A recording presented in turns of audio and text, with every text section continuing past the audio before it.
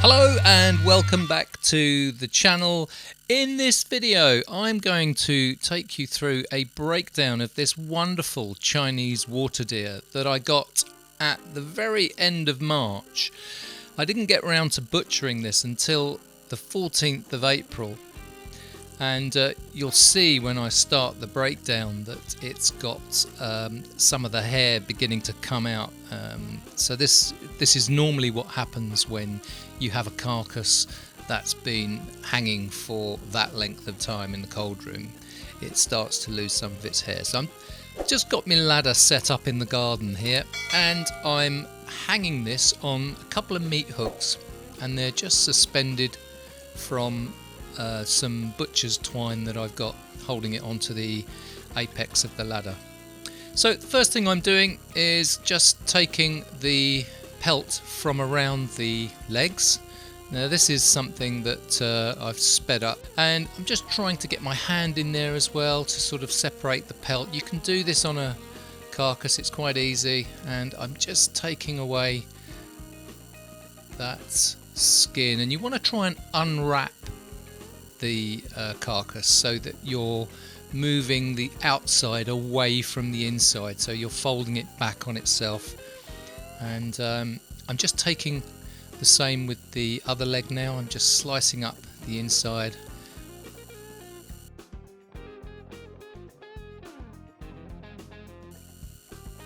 And there's a very sort of loose membrane that holds the pelt to the actual carcass, and you can actually slide your hand down. Now I've got my finger very close to the knife here, and oh, you know what?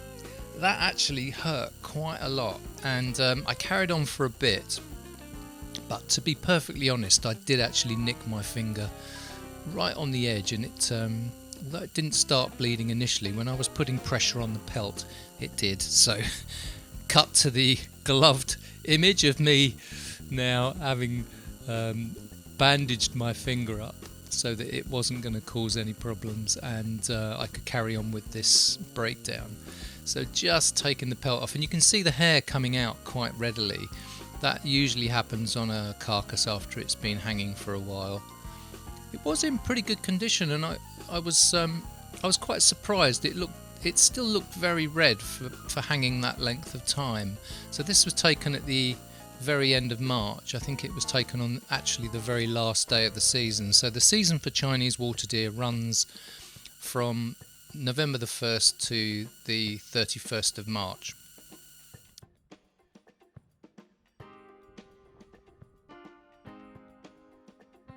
So you can see now I'm just taking the knife and putting it between the ribs and the side, and a lot of the time you can get your hand right in here and take that pelt away, and it's quite an easy thing to do, but I'm just taking my time here, not rushing it, not wanting to cut my finger again. That wasn't a very good experience. So just taking the pelt apart. Yep. This is my very first Chinese water deer. I've done red deer and I've done roe deer before, and I've done muntjac, but this is the very first time that I've had a Chinese water deer, and I'm told that they are probably the best venison that you can get. I did cook some of this up and it was absolutely delicious, so I can tell you that it was very nice. It was a lot milder and a lot more tender, I would say, than roe deer that I've had before. So I'm certainly taken with this particular deer, and I would definitely go for this whole carcass again. I've got most of this broken down and put in the freezer, but I'll show you that later on in the video.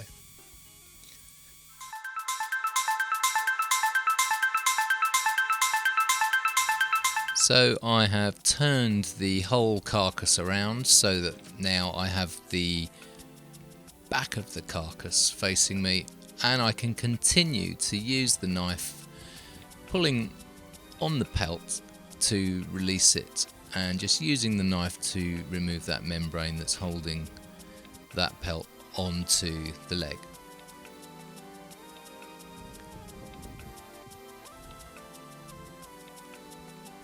And you can see the Chinese water deer really doesn't have a great deal of fat on it. It's a very, very lean carcass. I'm told by those who know better than me that actually taking the pelt off a Chinese water deer is somewhat more tricky than other deer. I can concur with that, but I didn't find it that difficult. It was a little bit tricky, especially when we get down to the forelegs. You'll see that.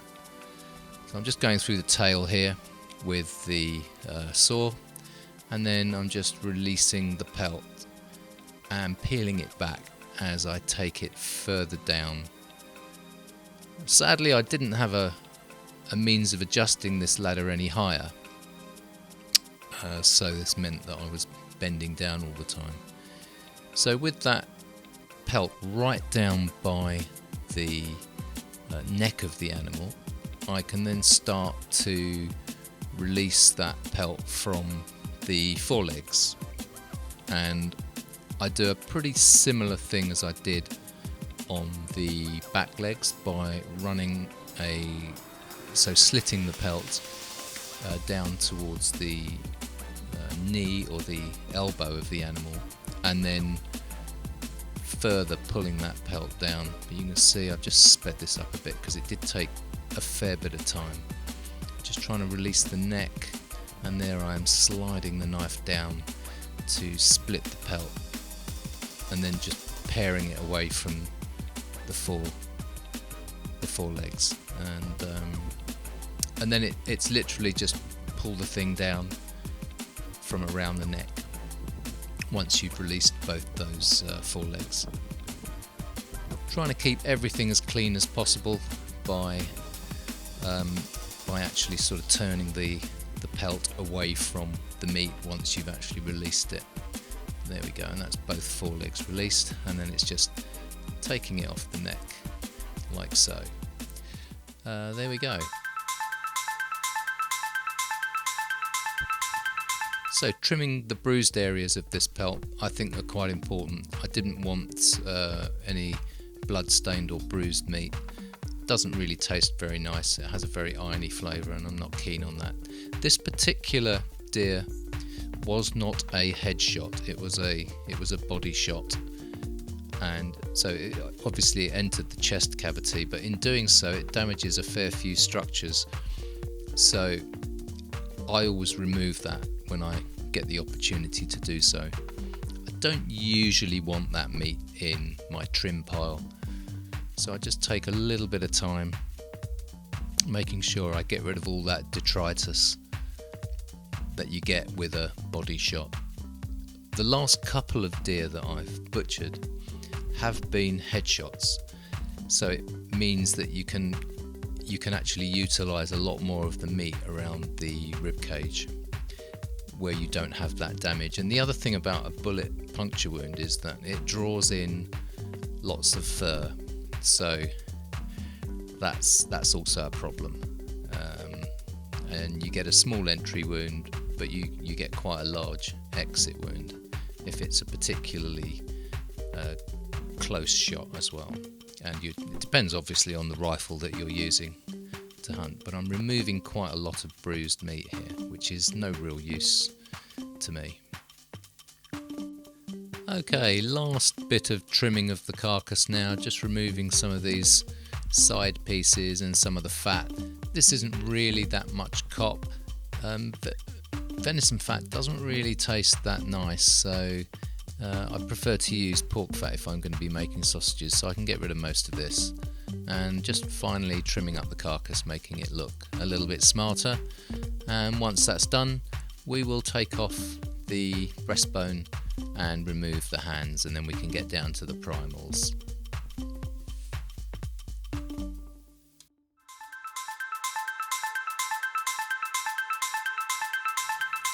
So first thing I'm going to do with the saw is go through some of these rib bones very close to the breastbone. Just want to take the breastbone out because it allows you to handle the carcass a lot easier.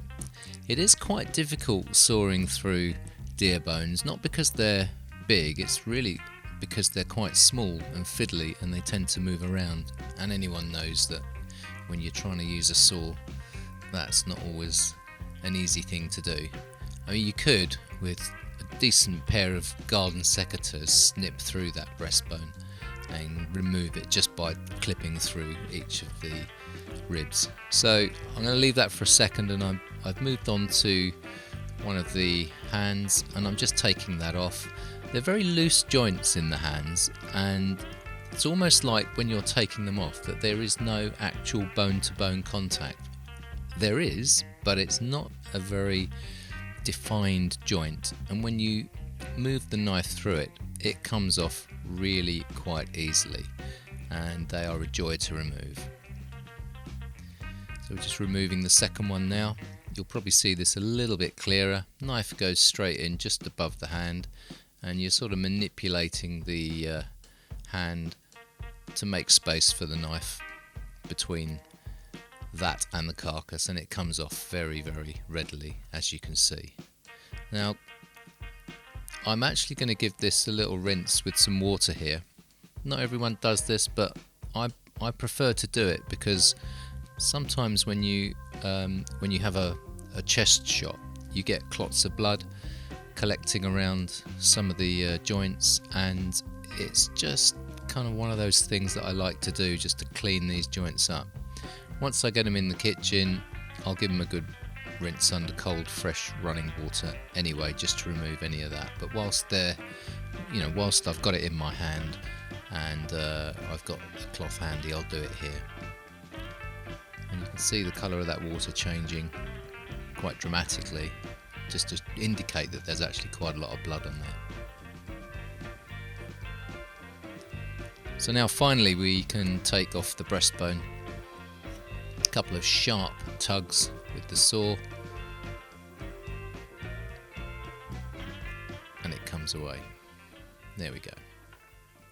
We're now ready to remove the primals.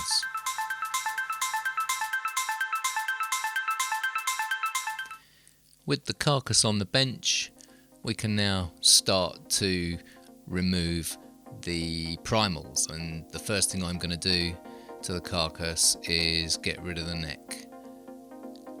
Now, ordinarily some people might throw the neck away. I think it's an absolutely brilliant stewing joint, so that's exactly what I will be using that for.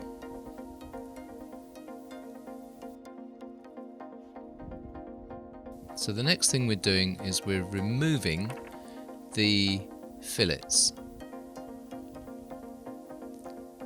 They're very tender and very tasty.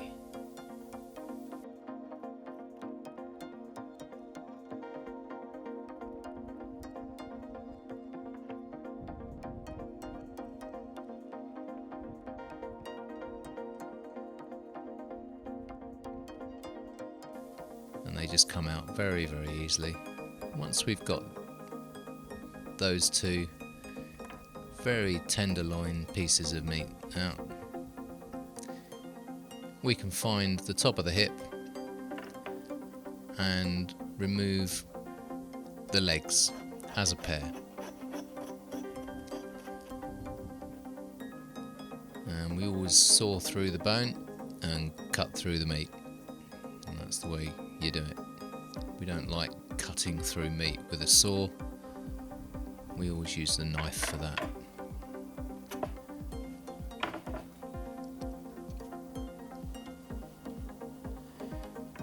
With the legs removed, we can just remove a few little bits of sinew and membrane.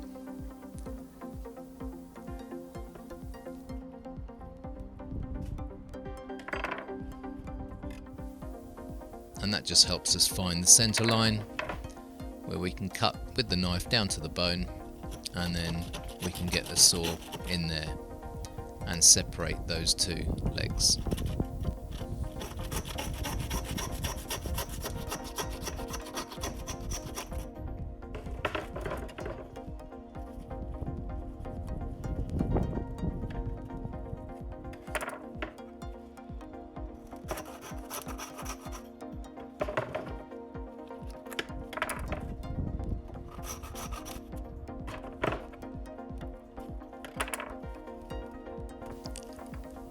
With the legs separated, we can then just get our knife right in there, clear out any blood spots or any loose trim that we don't need, get rid of some of that gristle, and then they're ready to be packed and frozen. Now, this is a step that I like to take a little bit of time over, taking away any blood spots or clots and unwanted fat. Now, some people can go that next step and actually remove what if you would traditionally call an H-bone if you were doing this to a pork leg. So you could actually remove the whole of the hip bone and just leave the ball joint exposed. I might do that on one of these. Haven't decided what I'm going to do. If I turn one of these into an air-dried venison, a bit like a prosciutto, in that style anyway, then I will take out or remove the H-bone and expose the ball joint. It certainly makes dealing with the cured meat, once it's been cured and dried, a lot easier than if the H-bone was still intact. Now, because I've sawn these two legs apart, I've got a little bit of bone dust here, and I'm just using the blade of the knife to run along that bone edge, just removing and cleaning up some of that bone dust so that we don't have it on the leg when we come to freeze it. It's just a sort of housekeeping thing that I like to do, just to keep everything nice and clean and tidy. So there's our second leg, and we're ready to move on to the main body, where we're going to remove the loins. So next job we're going to do here is remove the loins from either side of the spine. And this is quite easy. We just run the knife down full length, get our hand in there and literally separate that beautiful round of lean meat from the spine. And you can take your time with this. All you need to do is just work your knife down. I like to use my nice flexible knife, personal choice. Some people use a nice big carving knife to do this, but I always find if the knife has a little bit of flexibility, it makes it just a little bit more controllable. And I always find it quite remarkable how deep you can go down and how much loin meat you actually get off one of these deers.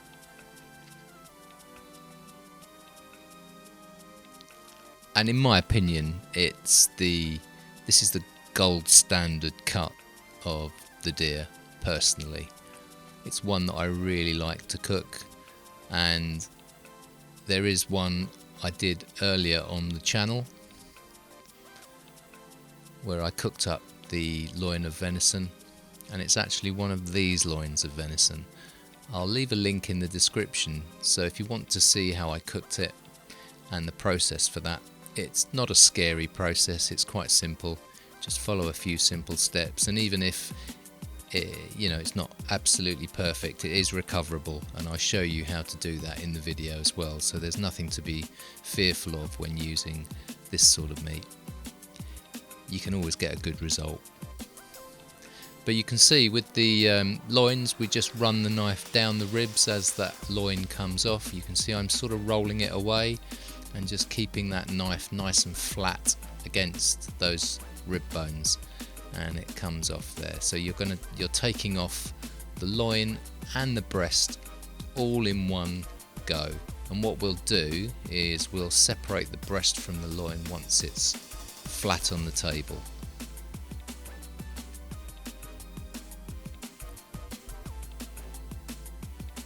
There we go.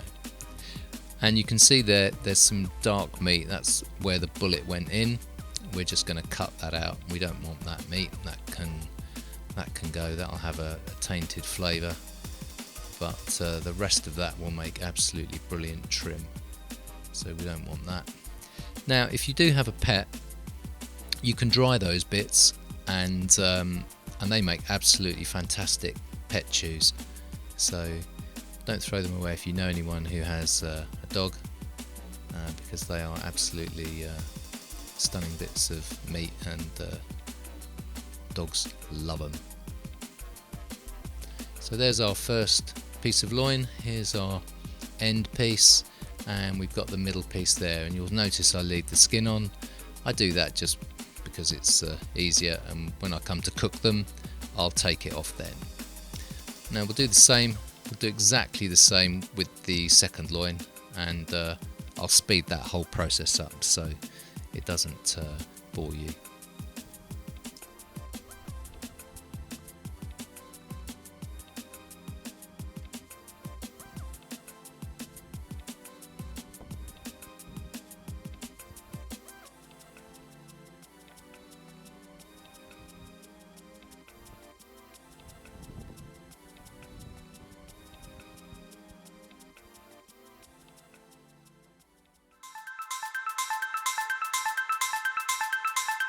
Right, once we have all the primals removed from the carcass, it's time to do a little bit of trimming, and you can spend a long time on this if you want to. I'm just going to be taking off as much of the available meat as possible so that we can then use the bare bones to go into a stock pot with some water and stock vegetables just to make a really nice stock. And this is so that I can just use this extra piece of meat as trim for when I make some sausages. And there we have it, the finished carcass.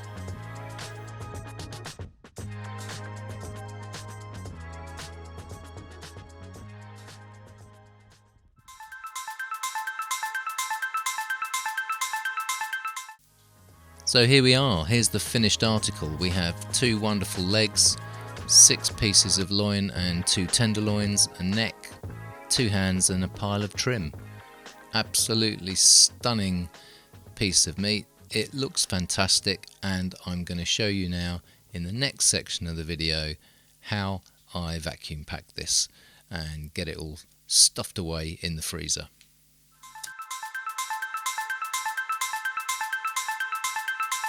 Now personally, when I do my butchering, I like to pack all my meat away in vacuum bags, stick it in the freezer, and it prevents a whole lot of freezer burn and deterioration of the meat, so it stays as good as it possibly can.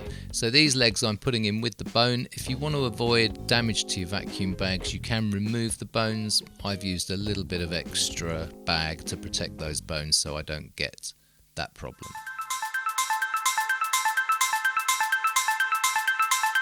Right, what I want to do is I want to show you the meat that I've harvested from here. So I've got it all in vacuum bags. I didn't want to bore you with that process, but if you come down onto the table here, I'll show you what I've got. So I've got 2 fantastic venison legs here. If you didn't want to have 2 legs and you just wanted 1, you could dice that and have that as sausage meat. That's absolutely fine. There's a lot of meat on there, huge amount of muscle there on the silver side and top side. This is the trim that I've got, that'll go to sausages. Here's the neck, that's a lovely stewing joint. That's a winter joint really, I'd have that with some winter vegetables. But listen, if you've got any suggestions for some of these cuts, I am willing to try them out and post those as videos on the channel so all subscribers can see those, anyone can watch those. Right, so let's carry on. I've got the 2 filet mignons from the inside of the carcass. They are very, very tender, lovely. And I've got the loins here. Now, I keep the skin on the loin because it protects the meat, but it means that obviously when I take these out, I've got quite a lot of prep to do to get them where we can sort of sear them up and have them for dinner. So there's 2 loins in there, and then I've got the sort of larger loins, and then so that's the order they come in there. So if I move these out of the way, these are the smallest pieces of the loin, they're the middles of the loin, and that's the top part of the loin. I mean, look at that, that's a fantastic portion there. You'll get four little rounds out of that, 2 rounds per portion. That's absolutely delicious. Again, if you've got any recipes for that, let me have them. I'll be interested to try a few out. And we've got some hands. Okay, so these are nice and bloody. I'd probably wash these. Obviously I'm going to wash them before I cook them, but I'd probably try and get a little bit more blood out of these beforehand. Otherwise you get that real irony sort of flavour. So there we are. 2 hands, 2 legs, loads of loin, fillet, neck, trim. Done.